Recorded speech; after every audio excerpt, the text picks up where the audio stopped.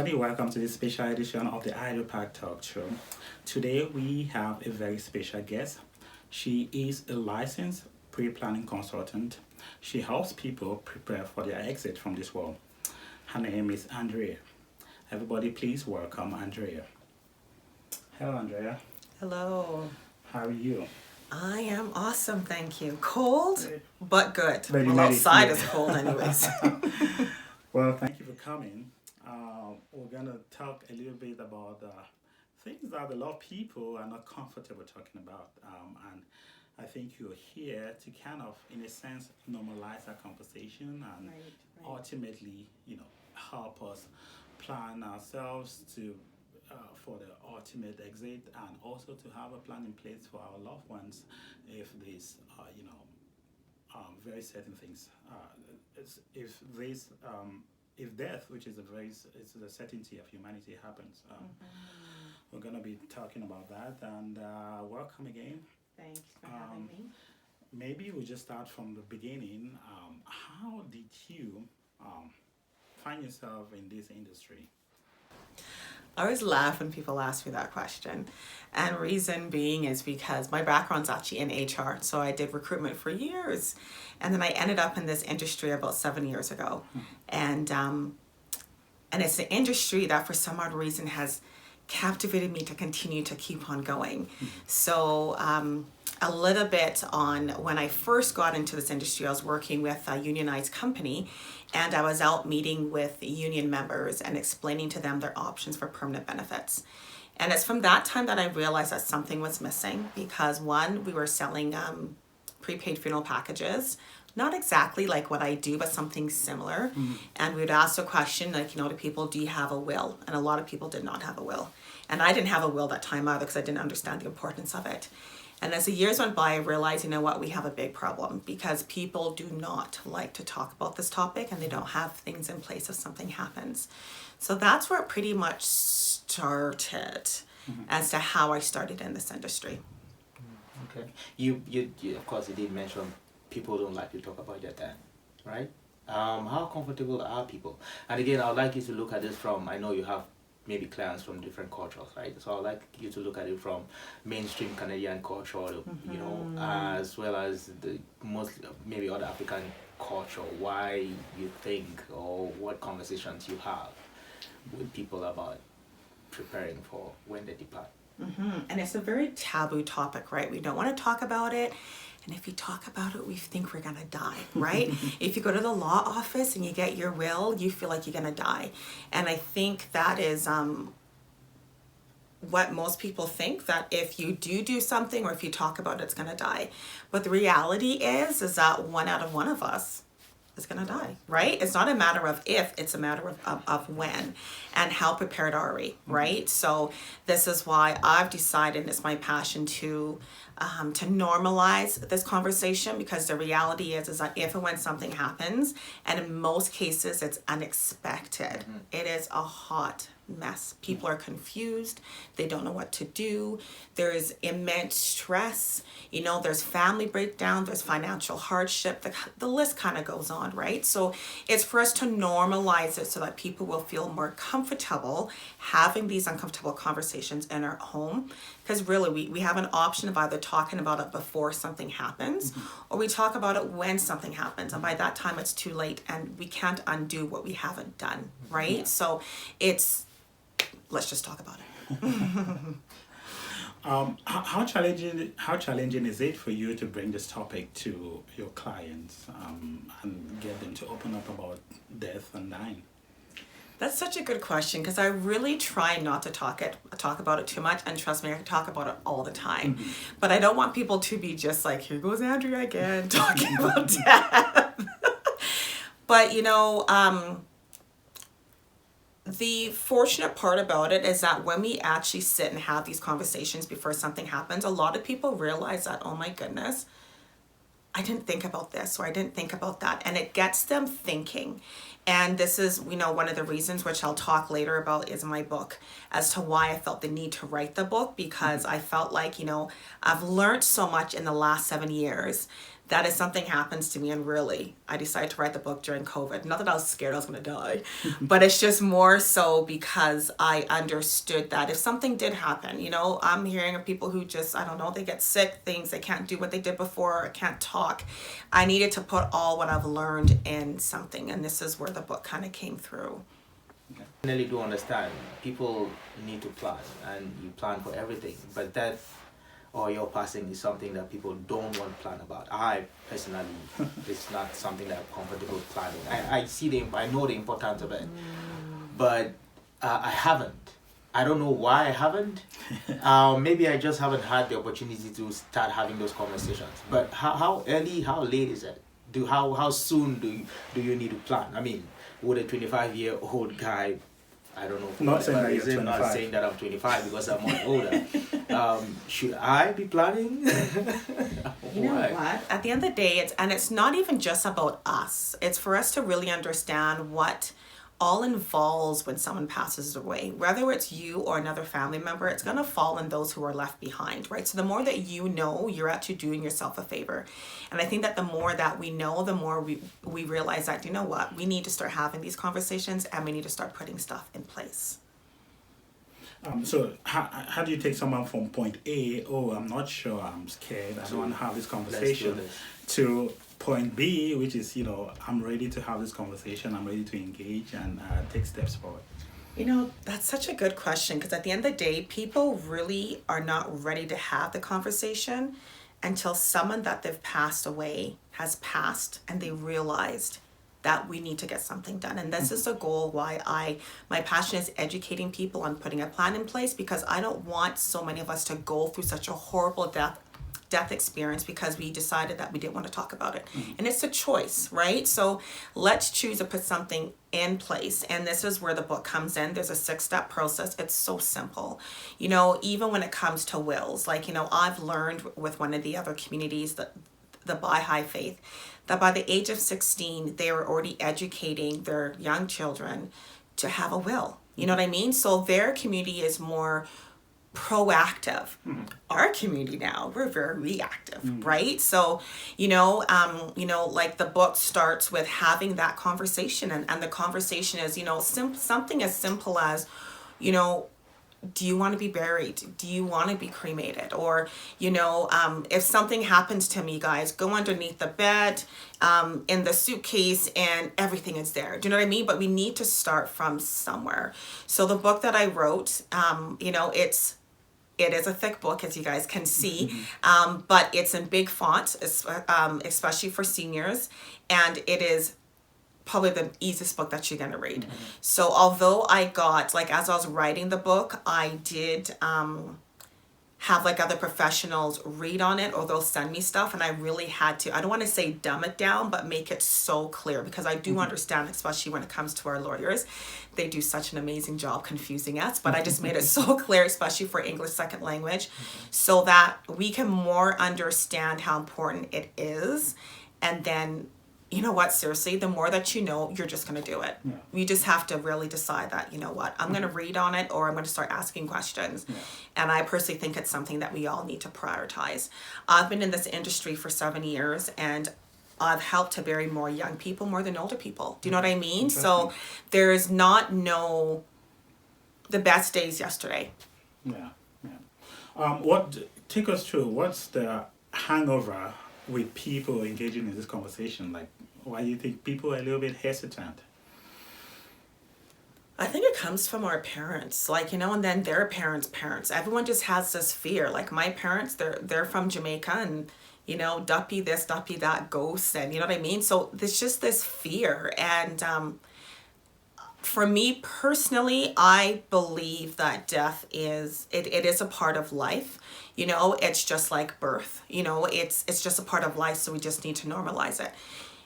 And it's interesting because, you know, not just talking about it, but even when we look at the different celebrations in our life, whether it's a birthday party, whether it's an anniversary, whether it's a wedding, you know, we have all of these celebrations, and it takes months for us to put it together. And then when a loved one passes away, we literally have weeks. We have to come up with all this money, and And it's really just not necessary. We just need to put something in place and have those conversations. Take us through a typical planning session. Like, how do you start? How do you pitch this to some random 25-year-old who's not feels like he's invincible, feels like that is not in sight? How do you get them to engage? It's interesting because it's always the wives who wants to have these conversations. And it's the husbands that will always say, nope, not interested. So when I would do seminars, it was the wives who would come and they'd be interested and they'll book an appointment, but then their husband will say, oh, no, we don't need this. But statistically, who passes away first? Is it the male or is it the wife? So males, self-interest. Yeah, and the wives are probably planning. And they try to protect themselves from all the trouble they might get when this man dies. And really, they need to, and it's interesting because I have a twin brother, and from years ago, like when I took out my insurance, I pay for his as well. And I do that simply because if something happens to him, he has young children. I was married, and my ex and I, we've divorced officially earlier this year, and we were separated for years, and I still paid his premium. We don't have children together, but I knew he had children. If anything happens to him, he still has his children. When we insure our kids at a young age, when we get insurance products, and of course that's a different discussion, but you have term insurance products and you have whole life products, and the term products, I see it as like a paycheck protection, that if, say, someone passes away, their income is gone. So you don't want it that, you're in a home and your family has this home, and then the one income is gone, then they have to move out and completely disrupt the family, right? So you have the term products, and then you have the whole life products, which is more for, final expenses, which is for the funeral home, right? We don't realize that when we go to the funeral home, there is a bill. And not only that, we don't realize that there's two bills if you're going to be buried, right? Because you have the funeral home bill is one, and then there's the cemetery bill. So, having these protections and not just thinking about our spouse, finding someone. And some people really hold on to that. But to me, I'll keep that comment to myself, but at the end of the day, we just need to protect ourselves and protect our loved ones around us. Mm-hmm. So talking about protections, of course, you've mentioned a will in passing. Could we kind of break the things down? That what should we be thinking about when we are thinking about our exit? Mm-hmm. So wills, for example, you mentioned insurance. Are they, of course, other things that we should? And of course, the will is there. It's our say when we are no longer around. Mm-hmm.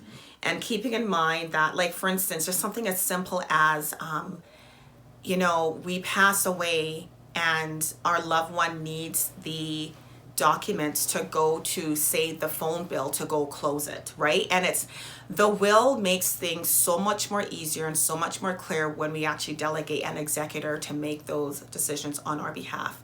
When there is no will, it is literally a hot mess because we haven't delegated nobody. Everyone has say, there's more arguing, there's more confusion.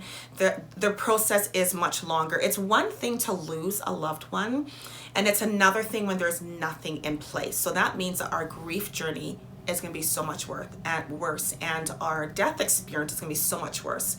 There's a difference of when something is in place, and I'm talking about having those uncomfortable conversations, having like a prepaid funeral package done, having insurance set up, choosing your funeral home, having your legal documents in place, as opposed to nothing being done.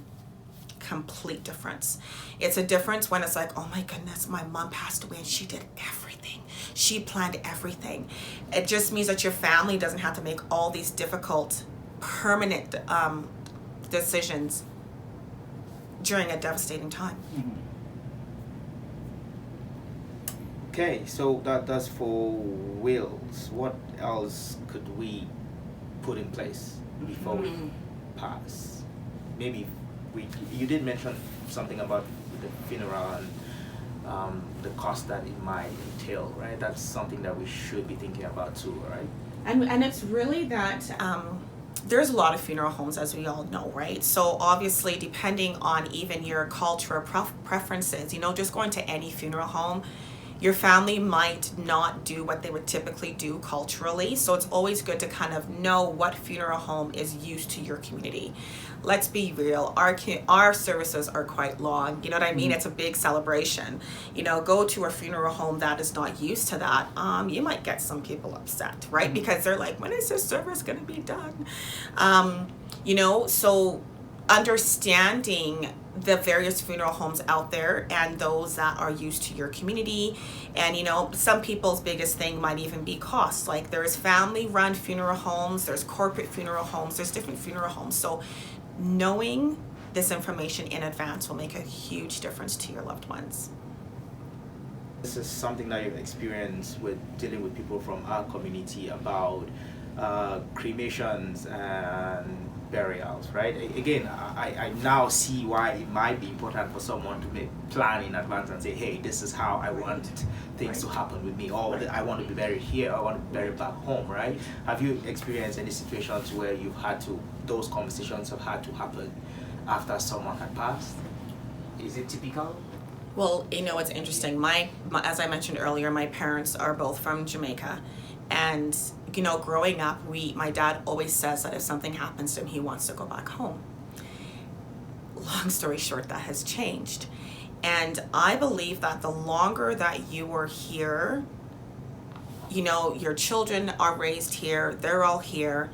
And when it comes to repatriation, let's say, you want to be repatriated back home, it's not cheap. Okay, it's expensive.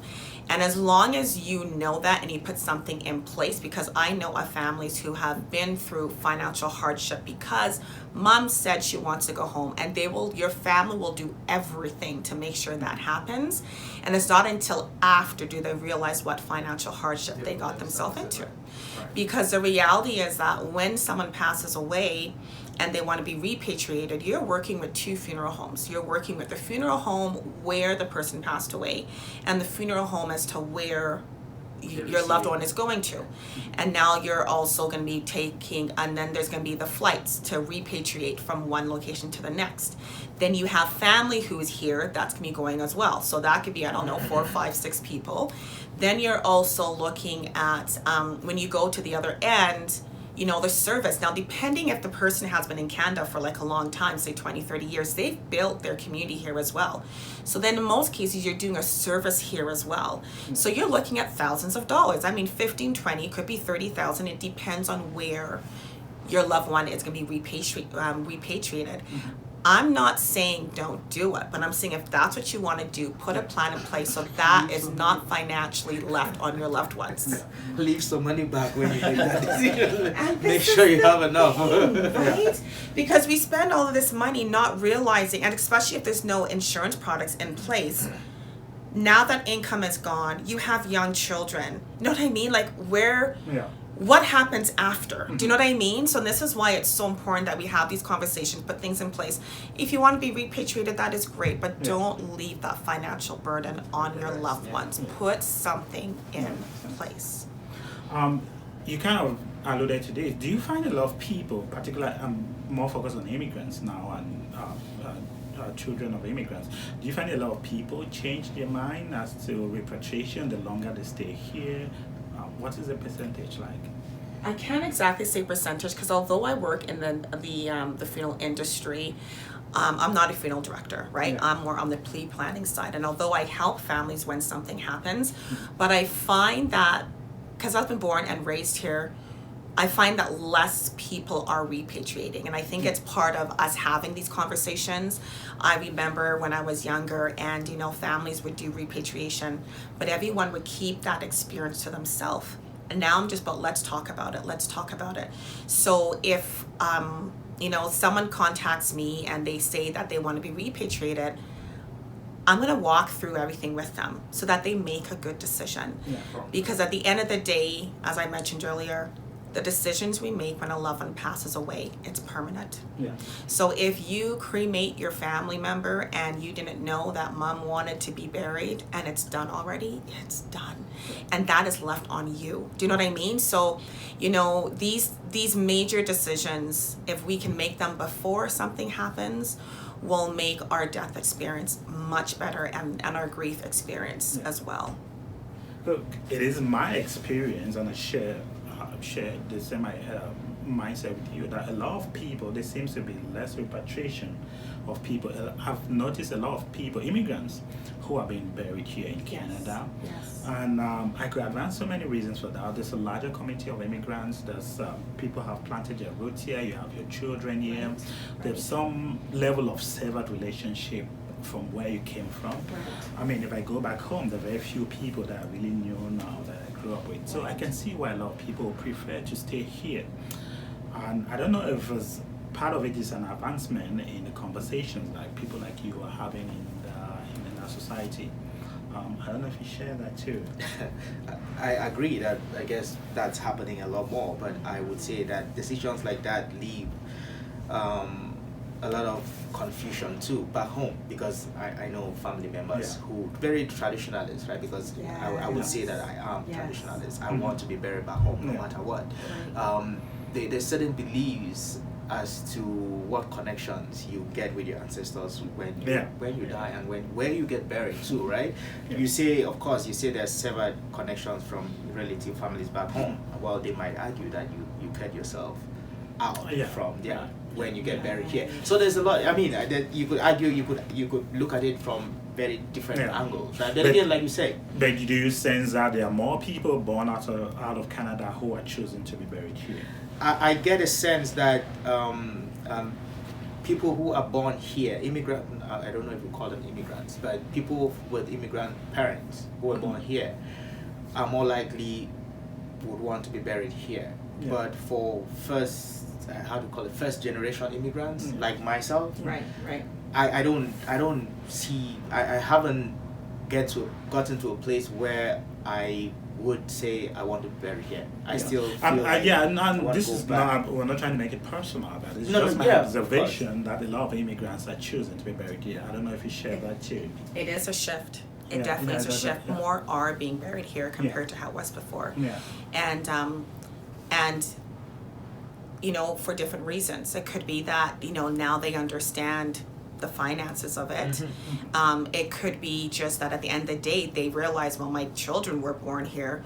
What's the chance of them going there to my grave to go visit me? You know what I mean? Like everything is here, right? So and you made a very valid point, because I did hear that same conversation once before, and I said, you know what, we just have to have the conversation. As long as your family, and this is why we have a will to state that. Keeping in mind that it's better to have the conversations. And I'm going to say that because, say for instance, one passes away, let's say on a Thursday, it's a long weekend. Well, the law office is closed, the banks is closed, different places are closed. So to have the conversations, because someone's going to have to go to that funeral home and start making those decisions. And this is another reason why having a will, I'm starting to go back a bit, is so important, because when a loved one passes away and your family member goes to the funeral home, the first question the funeral director is going to ask, is there a will in place? And the reason why they're asking that is because that person makes the final decision. So even though there's 4 different people inside one room and everyone is saying something different, the funeral director is going to be getting their answers, and will be pretty much getting the information from the person who is delegated on the will. So that's going to be your executor. So, and you know, when there is no will, and I've been through it, you know, when there's no will, there's a mom, there's sisters, there's children, the list kind of goes on, and everyone wants something different. It is the most stressful part of my job. October of this year was the most stressful time. I actually helped 3 different funerals back to back. And by the 3rd one, I was like, God, I can't do this no more. Like, please, I'll tell people, please just breathe until the end of the year. Like, please just breathe, because I was like, I just cannot do it, especially if there is nothing in place. It is very, very difficult. So I guess my message is, put a plan together today for peace of mind tomorrow. The common misconceptions of people like you who try to make talking about death normal. What are some of the misconceptions people like me? Because from my point of view, people think like, oh, these are people who enjoy talking about death. They want people to die tomorrow. It's like you make I comments. imagine Like, how do if you- you're in the service like yourself, Andrea, you probably get a lot of people that have a lot of misconceptions about what you do. Well, for myself, I'm going to say one of the misconceptions, and I'm going to say because I do pre-planning. Yeah. So typically what happens is that, you know, I have the comment like, oh my goodness, you're so busy with your work because people are dying. I'm like, I don't get paid when people die. You know, I don't own the funeral home. I'm there to help people, yes, but at the same time, like, so, you know, almost like it's like a money thing. It's like, oh my goodness, you guys know it's not, Yeah. right? But overall, even in general, I'm gonna say one of the misconceptions, not just about me though, that I'm talking about. I'm talking about when it comes to, let's say, cremation. So say someone wants to be cremated and you tell your loved one, I want to be cremated. There's actually 3 options for that, right? And so if your family goes to the funeral home and they say cremation, there's 3 options which can cause problems. So the first option is direct cremation, which means that you go into the care of the funeral home and they cremate you and there's no service and there's nothing after, right? That's option 1. Option number 2 is there's a cremation and there's like a memorial service after. So, you know, like the cremated remains will be at the front of the church or the community center or wherever, and there's gonna be like a typical service, a traditional service. And then there is the option of a traditional like a traditional service where that you would rent the casket, the body would be present, and then there would be a cremation after the service. So there's 3 options. So I believe one of the biggest misconceptions is the cremation and what your options are when you do choose that. So pretty much if you can tell your children that you want to be cremated, Yeah. don't just stop there because Yeah. there's more options Yeah. than that. And that comes to with the planning, right? Like It when you're does. having conversation with the family. Other influences come to people when they try to make these conversations. I've heard you alluded to religious influences, cultural influences. You spoke earlier of the wife trying to push the husband, and the other things that kind of like influence this conversation and preventing people from having it or making other people comfortable from having it. Not so much that I have noticed. But let's also just keep in mind that if a loved one passes away and their background is, say, you know, Jamaican or Cameroon or Ghanaian, whichever it is, understanding what their values and what their beliefs are is going to be really important. Yeah. Say, for instance, your loved one is from, let's say, I don't know, Ghana, and you decide that you want to cremate them, and that's not what they want. Just know that family members are going to be on you. You know what I mean? And it's just really, really unfortunate. And this is why we need to have these conversations. And I think back to actually, like, when I first started doing what I'm doing, I actually had my parents, my sister and my brother-in-law come to the funeral home so they could pretty much get a sense as to what I do. And, you know, we went to the showroom and we saw the different caskets and explained that all. And interesting enough, my brother-in-law's mother was in town. So on the way home, my sister asked her husband, you know, if you pass away here, do you want to go back home? And he said, no, he wants to be buried here. Well, when they got home now and they had the conversation, his mother was so upset. Yeah. And this is why it's so important to have these conversations, because we're not having them and it's actually causing more family breakdowns. That's pretty much what I'm more noticing. You did talk about, well, cremation and then the actual burial piece. In terms of cost, because again it's like we in terms of cost, which is more expensive. I understand, of course, that again this might just be me making assumptions, but I think I've heard that you have to pay for the portion of land in the cemetery, and how does that play out? Yeah. Just so we understand. And that's a really good question. You know, and this is why pre-planning is so important, because when you actually pre-plan, you're locking in today's dollars. So yes, when a loved one passes away, you have the funeral home bill, and you know, you have the services that you're going to pay for, you're going to have the products that you pay for, and I kid you not, caskets can be from $3,000 and something dollars to $20,000. And that's another reason why, you know, going to a funeral home and making decisions during a devastating time, it's almost like the greater the grief, the deeper we go in our pockets. So, you know, I don't want to say that burial is more expensive, just because it depends on what your products that you're going to be purchasing, right? But yes, when it comes to a burial, you are paying for the cemetery bill, and you're paying for the plot. You are paying for opening and closing fees. And what I mean by that is when they go and they open up, they dig the hole, you're going to pay for that. To close it back, you're going to pay for that. If you do a burial, let's say on a long weekend or on a Saturday or a Sunday, it's different costs on top of that as well. So yeah, there's different costs. So if someone is more concerned on cost, and you know, say that they're okay to doing a cremation, maybe it's then to do a traditional service with the casket, rent it, and then after you can then do the cremation after. But let's also once again keep in mind that all funeral homes are different. You have corporate funeral homes, you have family-run funeral homes, and there's different costs. And that's pretty much, and this is why researching and understanding what's all involved in advance will help you to make a sound decision in the long run. Yeah. So finally, you have a book, and you've written about all the things that you've been discussing. How did you get about the book? How's the process of writing it, and you know, and how can people get your book?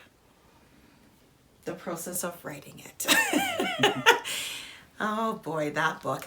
And you know, really now I'm very happy and pleased with myself. You know, the book took much longer than I planned for it to.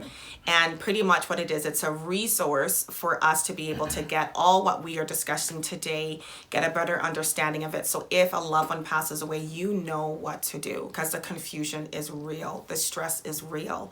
And then it's a workbook as well, so that when you have the book, as you read through the chapters, there's it refers you to the workbook. So the goal is that you'll do the workbook at the back. So if and when something happens, your family has the workbook in the order that they need it, that's filled out. So they're not trying to figure out what mom and dad wanted, because you have it on paper. Interesting. Where can people get the book?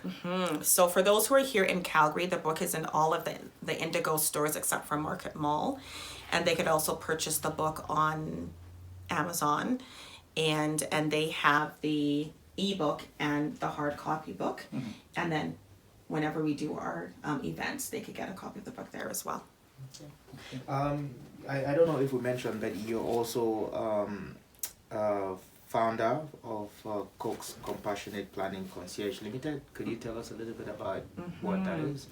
So pretty much what we do is we help people with their exit plan. So, you know, we're going to help you to start that conversation with your loved ones, what kind of protections you need. And that book, or Cox Compassion, which is pre-plan first, is just to help people to understand the importance of pre-planning today for peace of mind tomorrow.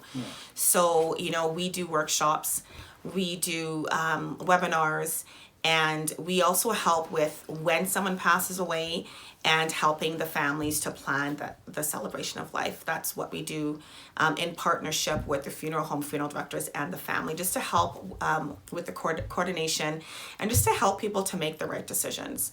Don't get me wrong, funeral directors are amazing, and they are. You are in good home, in good hands. I pretty much help Pearson, so I'm going to say Pearson just because I can. And but at the end of the day, you know, when you have someone who has the experience, then I'll be able to help to guide you to make, you know, sound decisions, so that at the end of the day, there will be no regrets later on. And to be that middle person in regards to families disagreeing and trying to reason, it's not easy. And this is why I really try to educate people before, because when we are grieving, you know, our sense of decision making is out the door. You know, when it comes to making the right decisions, oh my goodness, I'm thinking about the list right now and I can't remember, but you know, grieving and making these decisions, it's not easy. I would also say that it could probably feel terrible for someone making decisions on your behalf and not really being sure if that was the decision, if it reflected what you probably would have wanted, right? That probably would be, it might be a heavy burden to carry It's if you're not sure. Right. And especially if you're not sure and you make the wrong decision because someone tells you after and you've already done it. Yeah. Right? So Yeah. Well, thank you for this conversation, and we hope our listeners can take heed and make good I decisions think to that's prepare what for the their conclusion exit. is right there. You need to come see her and plan. And plan for your exit. Not an easy conversation to have, but one to have nonetheless. So we really appreciate it. That was very insightful. We're grateful. People can get your book. They can go to your website. This is the Show. Andrea Cox. Thank you very much.